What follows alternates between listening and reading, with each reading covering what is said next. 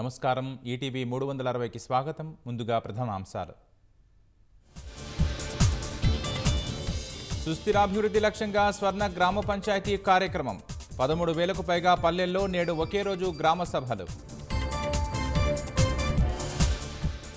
రాష్ట్రంలో 2,800 కోట్ల పెట్టుబడులకు గోద్రేజ్ ఆసక్తి.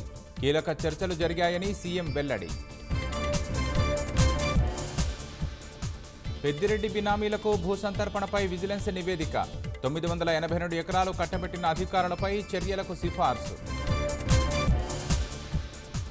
ఋషికొండలో అక్రమ నిర్మాణాల వివరాలు అడిగిన హైకోర్టు. జగన్పై ఫిర్యాదు విషయంలో చర్యలేం తీసుకున్నారని పోలీసులకు ప్రశ్న. భద్రతా ప్రమాణాలను పాటించని పరిశ్రమలు. భయాందోళన చెందుతున్న కార్మికులు.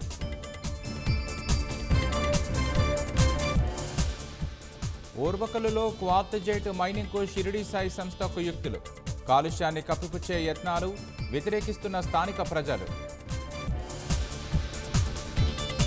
అల్ఖైదా ఉగ్రవాదుల కుట్ర భగ్నం. 3 రాష్ట్రాల్లో 14 మంది అరెస్ట్.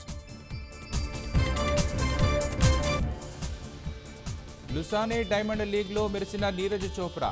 జావలిన్ను 89.49 మీటర్ల దూరం విసిరి ద్వితీయ స్థానం.